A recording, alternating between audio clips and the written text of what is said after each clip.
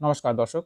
মার্কিন যুক্তরাষ্ট্রে পাকিস্তানের রাষ্ট্রদূত মাসুদ খান সংবাদ মাধ্যমের কাছে জানিয়েছে যে অপারেশন আজমি ইস্তেকাম নামে তাদের সন্ত্রাস বিরোধী অভিযান যাতে সফল হয় তা নিশ্চিত করার জন্য তার দেশের অত্যাধুনিক ছোট অস্ত্র এবং অন্যান্য আধুনিক সরঞ্জাম প্রয়োজন। অতি সম্প্রতি পাকিস্তান সরকার আজমি ইস্তেকাম নতুন অপারেশন অনুমোদন করেছে, যা দাবি করে পাকিস্তান থেকে সন্ত্রাসবাদ নির্মূল করা হবে। পাকিস্তান সন্ত্রাসবাদী নেটওয়ার্কের বিরোধিতা ও ধ্বংস করতে আজমি ইস্তেকাম চালু করেছে। এর জন্য আমাদের অত্যাধুনিক ছোট অস্ত্র এবং যোগাযোগের সরঞ্জাম দরকার।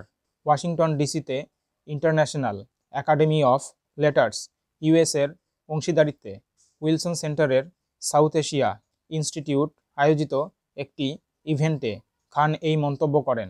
এই ইভেন্টে পাকিস্তানের রাষ্ট্রদূত পাকিস্তান মার্কিন সম্পর্কের পুনরায় বিনিয়োগ চালিয়ে যাওয়ার জন্য অনুরোধ করেছেন।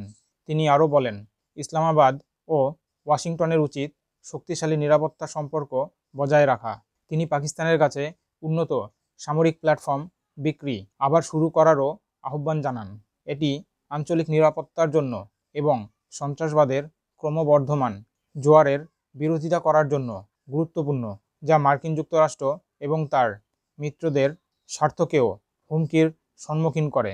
দর্শক, গত বছর পাকিস্তান দুটি বেসরকারি মার্কিন কোম্পানির সাথে 364 মিলিয়ন মার্কিন ডলার অস্ত্র বিক্রির চুক্তি করেছে বলে জানা গেছে, যা রাশিয়ার সাথে যুদ্ধে লিপ্ত ইউক্রেনে এই অস্ত্রগুলো পাঠানো হয়েছে বলে অভিযোগ ওঠে।